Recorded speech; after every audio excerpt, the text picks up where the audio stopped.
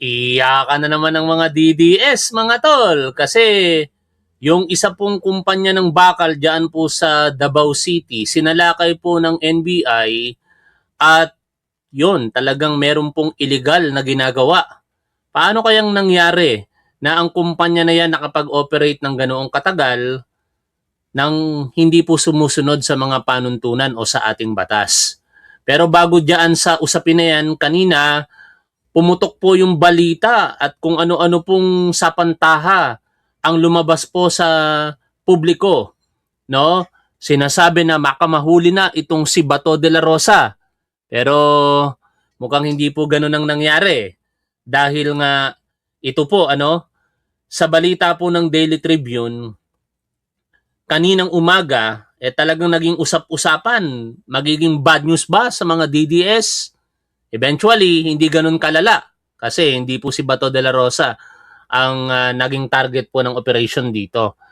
Nasa City of Davao kanina si Director Melvin Matibag. Yan nga po, Matibag in Davao for an operation. Nung una, hindi pa po natin alam yan. At ito nga po yung mga kuha ng pagdating nito pong si Director Melvin Matibag sa City of Davao kanina, no? Yan, sinalubong po siya ng mga kawani ng NBI at mga reporter. Makikita po natin ang pagdating niya, lulan po ng Philippine Air Force. Kaya usap-usapan talaga, baka si Bato de la Rosa na ang dadamputin o nahuli.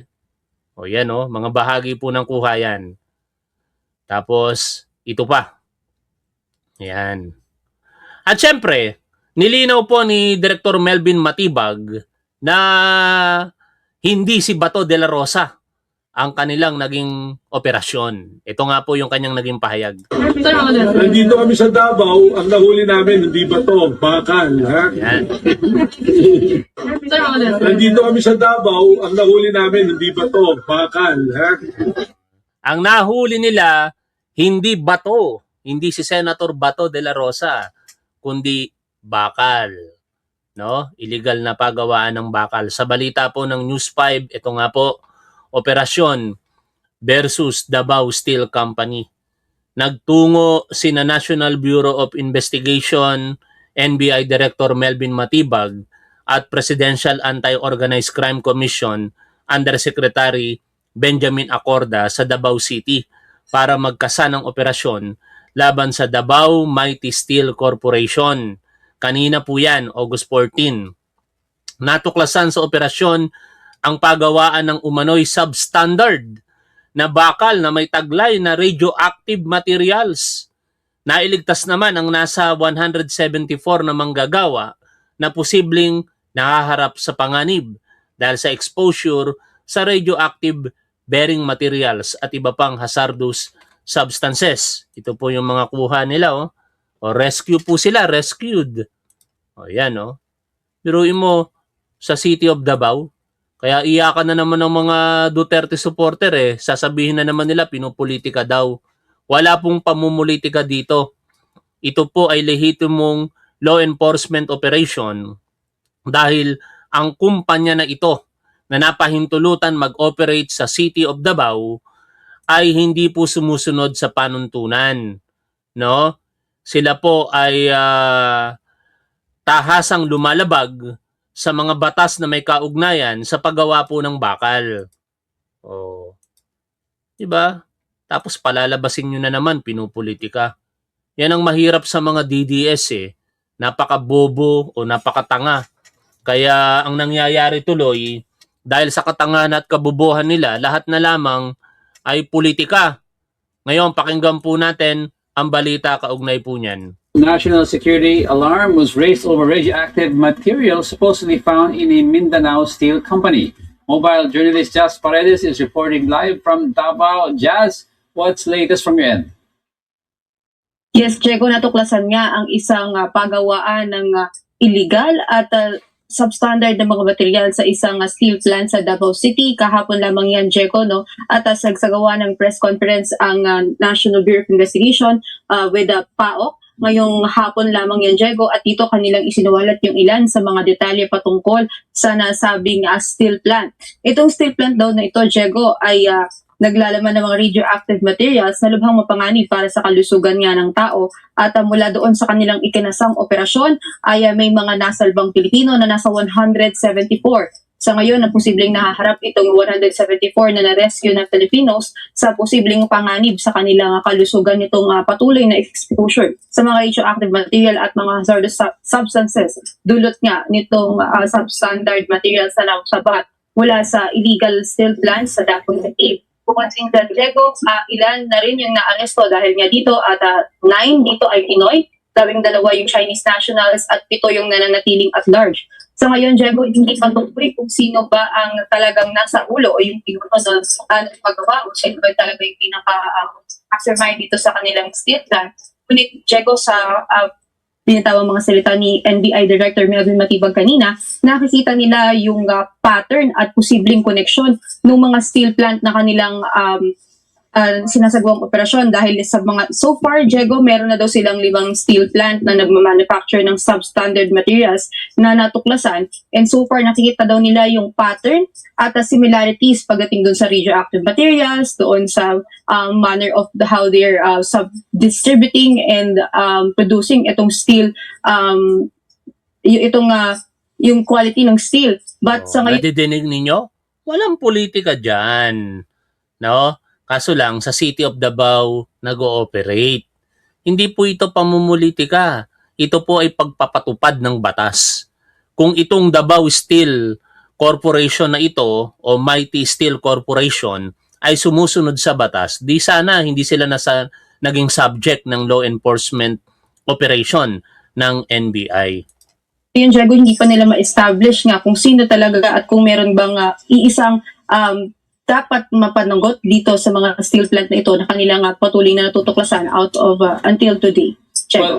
Well, sinabi mo, Jazz, hindi pa nila sure kung sino talaga ang mga involved dito and how gano'ng kalaki itong scheme. Pero may idea na ba sila as to the personalities involved, at least man lang ang identity nila? No? Tsaka ano pang ibang business nila? I mean, may ibang criminal activities ba silang ginagawa? Diego, sa ngayon hindi pa siniwalat sa atin yan. Nasa press conference kanina dahil kanilang explanation sa atin, ongoing pa yung investigation at dahil nga kahapon lamang yung operations ay hindi pa nila na-establish. Although hawak na daw nila, Diego, yung mga dokumento na kung saan kanila nga pinagkukumpara yung mga nasa na materials and yung information mula doon sa mga past na steel plants na kanilang sinagawang operasyon, kagaya. May lagay kaya to sa LGU ng Davao? Kasi mga tol, matagal na itong Davao City Mighty Steel Corporation na ito no? Bakit ngayon lamang natimbog? Salamat kay Director Melvin Matibag at sa kabuuan po ng NBI.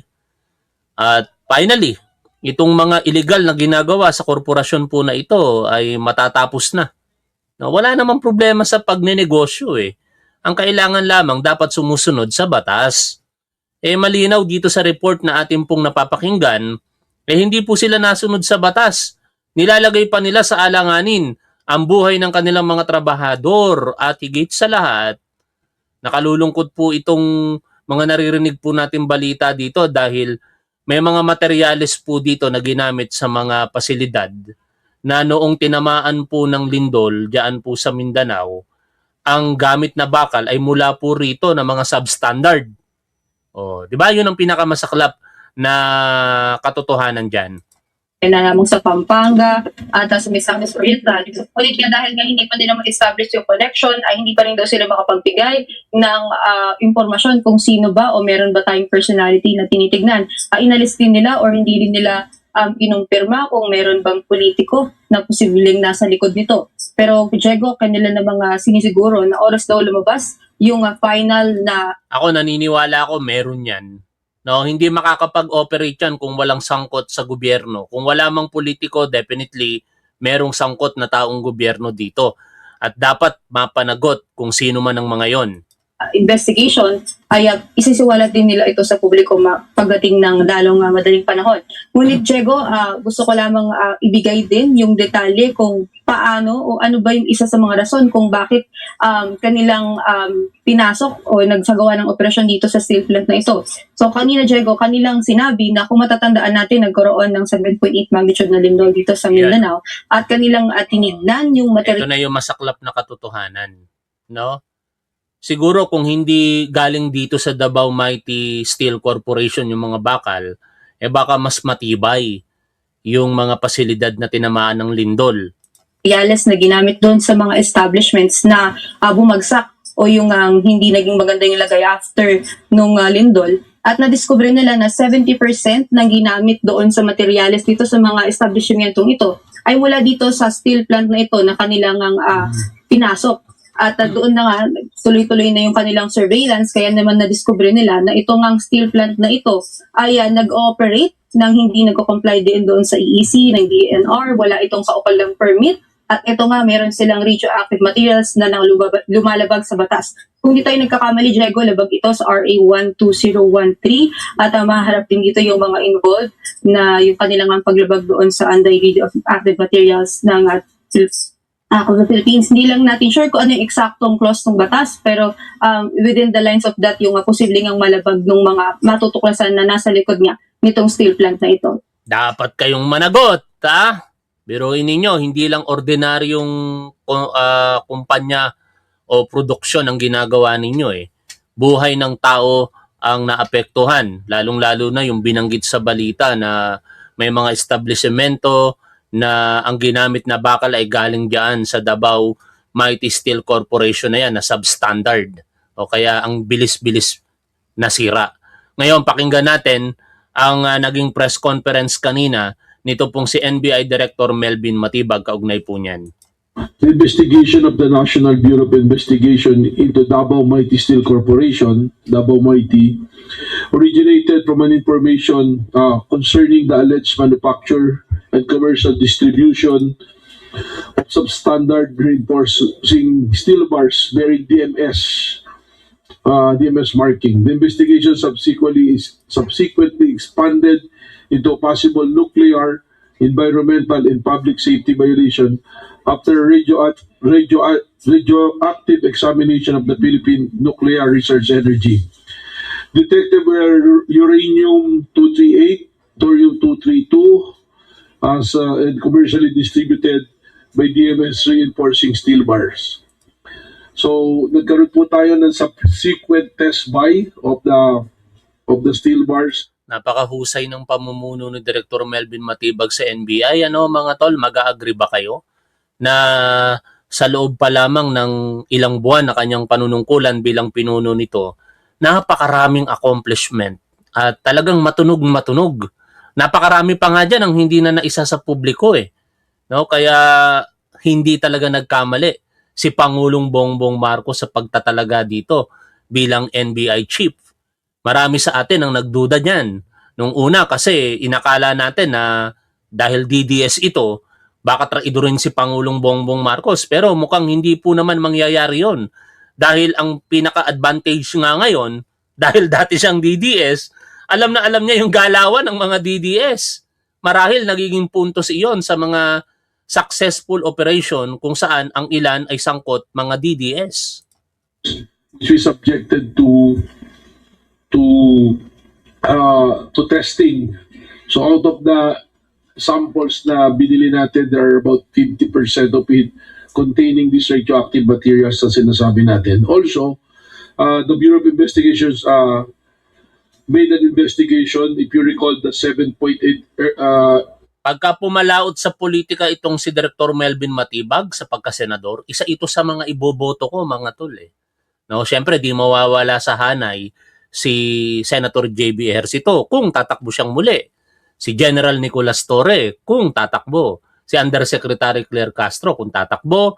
Si Secretary Gibo Chodoro at may mga iba pa, no? Pero sa puntong ito, kung tatakbo itong si Director Melvin Matibag, 100% iboboto ko ito at ipapangampanya ko using our platform, Facebook, YouTube at saka TikTok.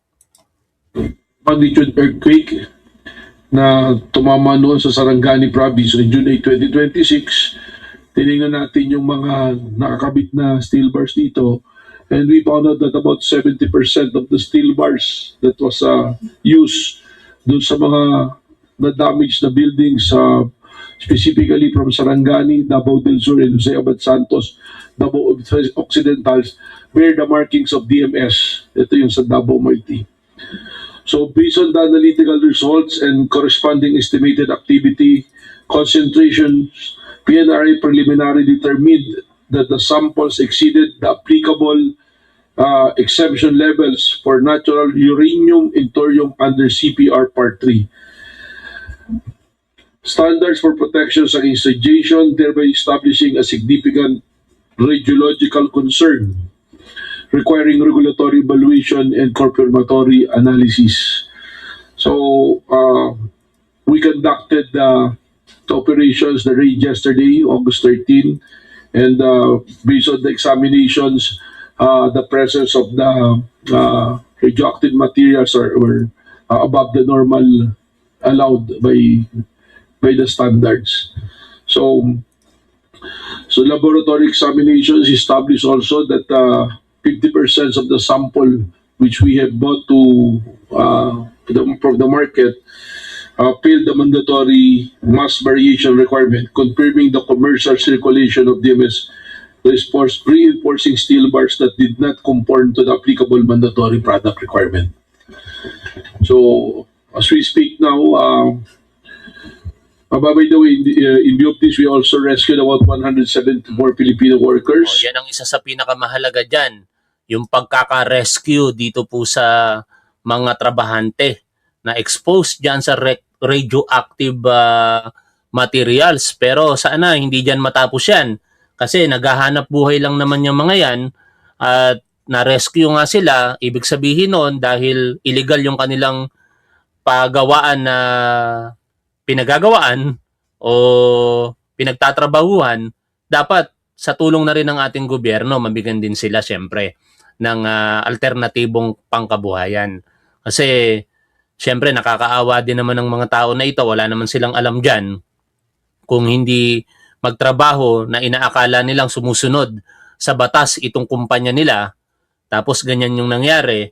Kaya na-rescue sila, na-save sila, pero hinihiling din natin sa ating gobyerno at ako'y naniniwala na hindi sila pababayaan. Mabigyan sana sila ng hanap buhay bilang alternatibo sa mawawalang kabuhayan sa kanila.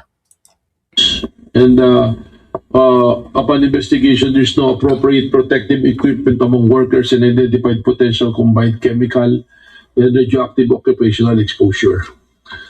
As we speak now, the National Prosecution Service and the team of prosecutors and 21 individuals, responsible corporate officers, managers, supervisors, and administrative personnel and technical personnel, 9 Filipinos and 12 Chinese were arrested.